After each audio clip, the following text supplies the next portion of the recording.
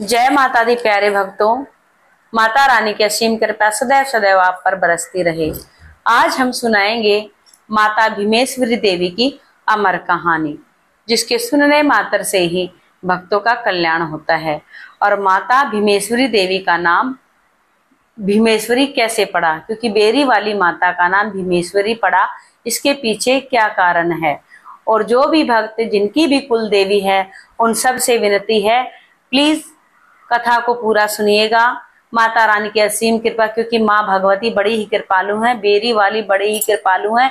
भीमेश्वरी देवी के दर पर जो भी मन चाही मुराद लेकर जाता है, माँ भगवती उनको तुरंत उनकी सुनवाई करती है। और माँ भगवती अपने भक्तों का हर कार्य मुश्किल से मुश्किल कार्य बनाती है। कितनी भी बड़ी इच्छा मनोरथ क्यों ना हो, माँ भगवती अपने भक्तों का कल्याण करती है और उन्हें अपने आशीर्वाद के कृपा के पात्र बनाती है। बोलिए, आइए सुन लेते हैं। जय माता दी बोलिए मेरे साथ, आइए सुनते हैं भीमेश्वरी देवी की कहानी, जिसके सुनने मात्र से माता रानी की असीम कृपा आप सभी भक्तों पर बरसेगी। जो भी भक्त चैनल पर पहली बार है, पहले उनसे मैं विनती करती हूँ, आप सबसे विनती है चैनल को सब्सक्राइब कर लें, क्योंकि हम इस चैनल पर आपको लगातार कथा कहानी पूजा पाठ की वीडियो देते रहेंगे। और घंटी का बटन जरूर दबाएं और कमेंट में माता भीमेश्वरी की कहानी सुनकर माता भीमेश्वरी देवी का जयकारा जरूर लगाएं। आइए सुनते हैं भीमेश्वरी देवी की कहानी। माँ बेरी वाली की अमर कहानी। ये 5000 साल पहले की बात है। उस समय में दुर्वासा ऋषि माता भवानी की पूजा अर्चना करने के लिए हिंगलाज पर्वत पर जाया करते थे। वे एक साल में एक ही बार माता के दर्शन कर पाते थे। इस लंबे समय के सफर से वह थक कर एक बार माँ को याद करके बोले, माता, क्या मेरे भाग्य में आपके दर्शन एक वर्ष में एक ही बार लिखे हैं? माँ ने खुश होकर वरदान दिया और कहा कि जाओ, कुछ समय में मैं तुम्हारे पास आने वाली हूँ।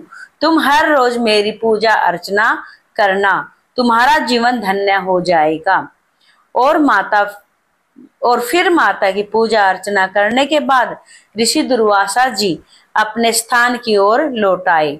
उधर श्री कृष्ण भगवान भीम को बताते हैं कि अब आपको युद्ध माता ही जिता सकती हैं। भगवान कृष्ण ने माता की बेरी वाली की महिमा का वर्णन किया, उनको उनके चमत्कार के बारे में बताते हैं। इसके लिए तुम्हें हिंगलाज पर्वत पर जाना होगा, जो कि आज पाकिस्तान के सिंध प्रांत में है। तब भीम उनका आदेश पाकर वहां से चल पड़ता है।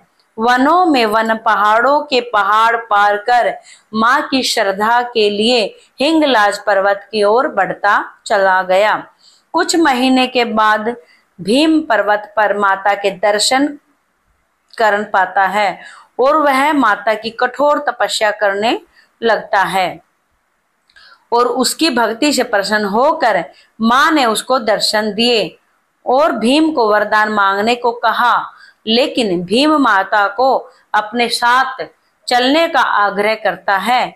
भीम की बात मानकर माता उनके साथ चलने को तैयार हो गई, परंतु माता ने भीम से एक वचन भी लिया और कहा, अगर इस बीच के सफर में तुमने मुझे कहीं रख दिया तो मैं वहां से आगे नहीं चलूंगी, वहीं तुम्हें मेरा मंदिर बनवाना होगा। भीम माता की बात मानकर भीम माता को वचन देता है। तभी माता अंतर्ध्यान हो गई और भीम एक ज्योति पुंज को लेकर कुरुक्षेत्र की ओर बढ़ चला। चलते चलते समय बीत गया। उधर दुर्वासा ऋषि माँ की भक्ति में लीन होकर माँ को याद कर रहे थे।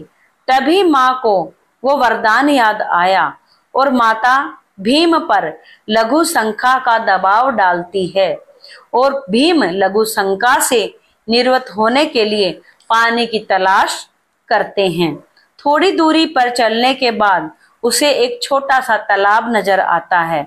निर्वत होने के बाद भीम वापस माता की ज्योति के पास आता है और उसे उठाने की कोशिश करता है।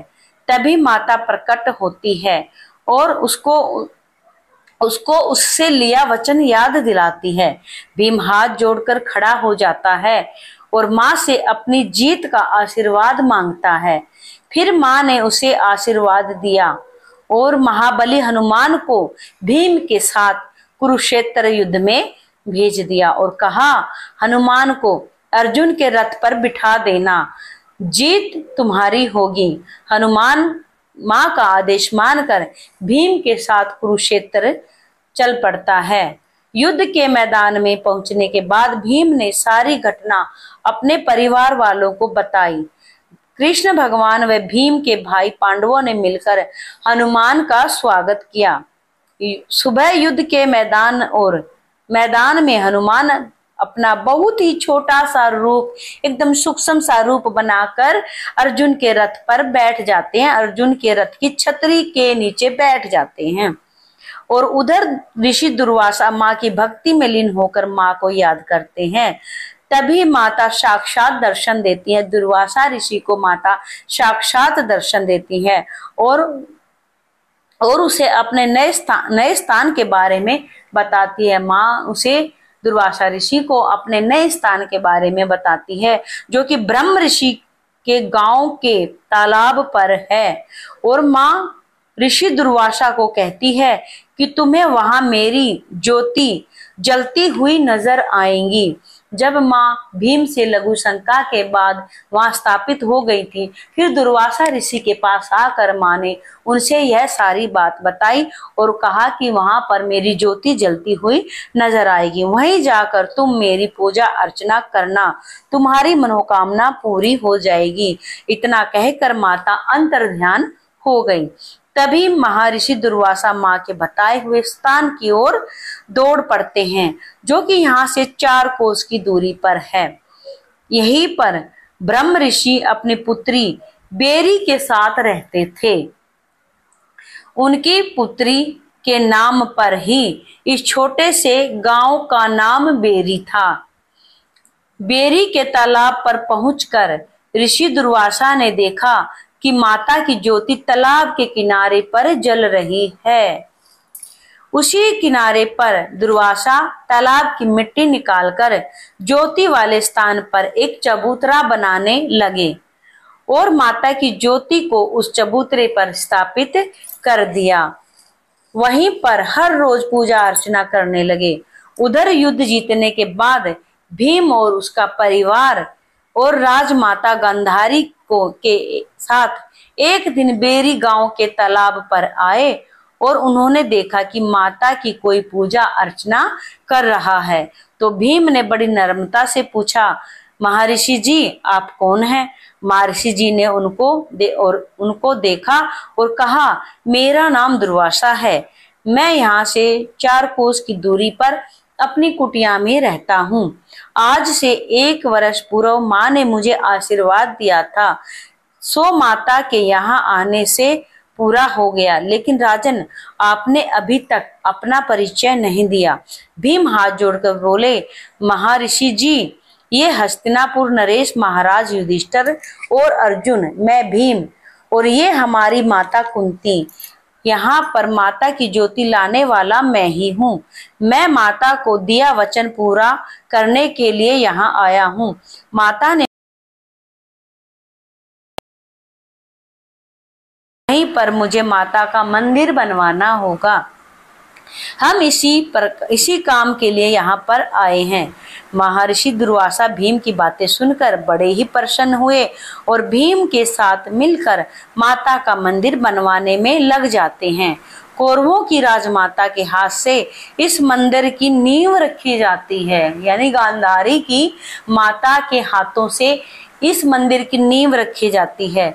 कुछ समय में माता का मंदिर बनकर तैयार हो जाता है। महर्षि दुर्वासा माता का नाम भीम के नाम के साथ ही जोड़कर इसे माता भीमेश्वरी देवी बेरी वाली रखा गया। माता की मंदिर बनने के बाद भीम और उसका परिवार हस्तिनापुर की ओर चल पड़ता है। तभी 33 करोड़ देवी देवता माता की पूजा अर्चना की और उन पर फूलों की बारिश की भीमेश्वरी देवी की जय जयकार चारों दिशाओं में गूंजने लगी। दूर दूर से भक्त जन आने लगे और माता सब की मनोकामना पूरी करने लगी। काफी वर्ष पूजा करने के बाद ऋषि जी ने अपना शरीर छोड़ दिया। तब पश्चात गांव वालों ने ही माता की देख रेख की और माता की पूजा अर्चना की। फिर तो माता के दर्शनों के लिए श्रद्धालुओं की भीड़ उमड़ने लगी और 6 महीने में एक बार मेला भी लगने लगा। साधु लोग भी आने लगे और यहाँ रुकने लगे। तत्पश्चात साधुओं और गांव वालों ने मिलकर माता की एक प्रतिमा बनवाई, जिसमें माता के मंदिर में स्थापित किया गया। साधु लोगों ने भी बूढ़ा होकर अपना शरीर छोड़ दिया। फिर गांव वालों ने सबसे छोटे साधु को चादर उड़ाई, जिनका नाम श्री 108 महंत खूबीपुरी था, जिन्होंने बाद में माता की पूजा की। इसके बाद समय बीतता गया। फिर उन्होंने भी एक छोटे से मंदिर का निर्माण किया, जो माता के मंदिर के ठीक पीछे शंकर भगवान का मंदिर है। इतना सब करने के बाद उन्होंने भी अपना शरीर छोड़ दिया। फिर बाबा नारायणपुरी जी को गद्दी पर बिठाया गया, जो बाद में माता की पूजा करने लगे और 6 महीने के बाद माता का मेला लगता गया। श्रद्धालु और भी ज्यादा आने लगे। माता का मंदिर छोटा था। यात्रियों को रुकने के लिए साधुओं और गांव वालों ने मिलकर मंदिर के पास एक धर्मशाला का निर्माण किया। बाद में बूढ़ा होने के पश्चात उन्होंने भी अपना शरीर छोड़ दिया। फिर शुक्रपुरी जी आए, अपना समय पूरा कर गए। बाद में एक बार माता के मंदिर में 4 चोरों ने माता की प्रतिमा को चुरा लिया। तभी माता ने अपना अद्भुत चमत्कार दिखाया और उन चोरों को अंधा कर दिया। तत्पश्चात गांव वालों और साधुओं ने मिलकर गांव के अंदर ही माता का एक और मंदिर बनवाया। मंदिर बनने के बाद माता को सायंकाल के समय अंदर वाले मंदिर में ले जाया जाने लगा। धीरे धीरे यह एक परंपरा बन गई। यात्री सुबह के टाइम में बाहर वाले मंदिर में और शाम को अंदर वाले मंदिर में पूजा अर्चना करने लगे। धीरे धीरे समय बीतता गया। माता के मंदिर पर पानी पीने की बड़ी समस्या थी। आसपास गांव में पानी की कमी थी। बाद में बुद्धपुरी जी आए। उन्होंने बड़ी मेहनत की। माता के मंदिर उन्होंने भी विशाल रूप दे दिया। माता के मंदिर को उन्होंने भी विशाल रूप दे दिया। इतना ही नहीं, गांव में एक बड़ी विशाल धर्मशाला का निर्माण कराया। बाद में पानी की दिक्कत को देखते हुए बाबा श्री बुद्धपुरी जी के चेले महंत श्री सेवापुरी जी ने मंदिर पर पानी लाने का कदम उठाया। अपनी मेहनत और लगन से उन्होंने लाखों रुपया खर्च कर दूर खेतों से ट्यूबवेल लगवाया और पाइपलाइन के जरिए पानी को मंदिर तक पहुंचाया। लोगों की पानी की समस्या को दूर किया।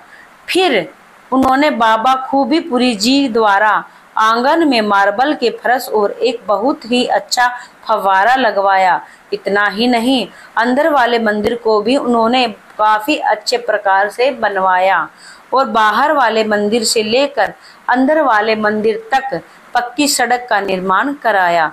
फिर उन्होंने साधु लोगों की समाधि को अच्छा बनवाया और उनकी 4 दीवारी करवाकर एक छोटी से शिव मंदिर का दोबारा से निर्माण कराया। बाबा बुद्धपुरी जी ने भी अपना शरीर पूरा कर दिया। फिर बाबा सेवापुरी जी फव्वारे के साथ ही एक बड़ी विशाल धर्मशाला बनवाई। फिर उन्होंने माता के मंदिर को दोबारा बनवाने की ठान ली और पुराने मंदिर को तुड़वाकर नए और बहुत ही विशाल मंदिर बनाने के लिए जुट गए। और अब माता के मंदिर का निर्माण कार्य प्रगति पर है। अब तो माता का मंदिर बहुत ही सुंदर भवन माता का सजकर तैयार हो गया है और अब तो इतने ही लाखों करोड़ों श्रद्धालु भक्त आ करके माता के दर्शन करते हैं और अपनी मनचाही मुरादें पूरी करते हैं। नवरात्रों में तो बहुत भीड़ हो जाती है। माता भीमेश्वरी वाली मंदिर में, देवी भीमेश्वरी बेरी वाली मंदिर में इतनी भीड़ हो जाती है, श्रद्धालु लोग इतने आते हैं, भक्त लोग इतने आते हैं, क्योंकि माता का एक अद्भुत चमत्कार है। जो भी भक्त पहली बार जाता है, अगर कोई अपनी मन्नत वहां पर मांग कर आता है तो उसकी मन्नत माँ भगवती जरूर पूरी करती है। मेरे साथ खुद ये चमत्कार हुआ है। मेरे यहाँ कई लोगों के यहाँ मान्यता है, कई लोगों के यहाँ ये बेरी वाली माता है जो कुल देवी हैं, तो कुल देवी हैं वो तो जाते ही जाते हैं, लेकिन मैं माता वैष्णो का रूप धर के अपने मन में माँ वैष्णो का रूप सोच करके माँ बेरी वाली के धाम गई थी और मैंने माँ से मन्नत मांगी। माता ने मेरी मन्नत तुरंत पूरी कर दी और तब से मैं आज तक लगातार भीमेश्वरी देवी पर जाती हूँ, माता भीमेश्वरी देवी के दर्शन करके आती हूँ और हमेशा उनको चोला नारियल चढ़ाकर आती हूँ, चोला चुन्नी चढ़ाकर आती हूँ, प्रसाद चढ़ाकर आती हूँ। और ये कोई मान्यता ऐसी कहते हैं ना कि लाग लग जाएगी, मान्यता हो जाएगी, ऐसा कुछ नहीं है।